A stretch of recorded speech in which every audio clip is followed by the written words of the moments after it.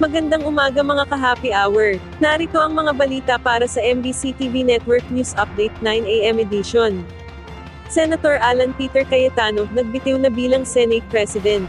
Nagkonsid at tinanggap na ni Senador Alan Peter Cayetano na hindi na siya ang Senate President matapos lumipat si Senador Joel Villanueva sa bagong mayorya ng Senado. Inaasahang magbibigay ito ng sapat na bilang upang maghalal ng bagong leader sa mataas na kapulungan. Sa isang pahayag nitong umaga ng Miyerkules, kinumpirma ni Cayetano ang kanyang pagkonsid matapos silang magkausap ni Villanueva, at inihayag na hindi na niya ito hahadlangan pa.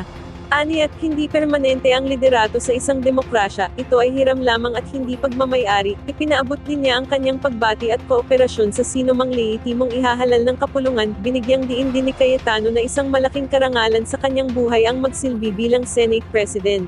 Sa kabila ng pagbaba sa pwesto, nangako si Cayetano na ipagpapatuloy niyang ipaglaban ang katotohanan anuman ang kanyang posisyon o titulo.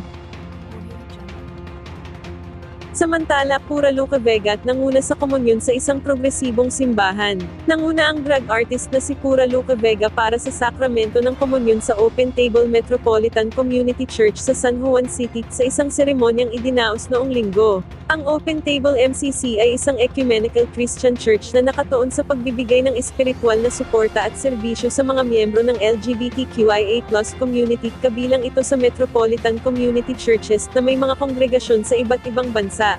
Sa isang Facebook post ng MCC, ibinahagi nila ang mga larawan ng naturang pagdiriwang kung saan makikita si Vega na aktibong nakibahagi sa banal na misa. Dagdag pa ng simbahan, layunin ng pagtitipon na igiit ang espasyo ng LGBTQIA+ community sa loob ng pananampalataya. Matatanda ang naging kontrobersyal si Vega matapos ang kanyang drag performance na gumaya kay Hesukristo at gumamit ng kantang Ama Namin na nagdulot ng malawak diskusyon online.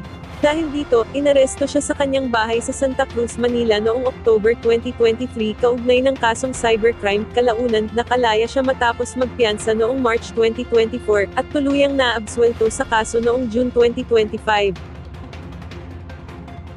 At yan ang mga balita para sa MBC TV Network News Update 9 AM edition. Abangan ang mga susunod na balitaan mamaya para sa 10 AM edition.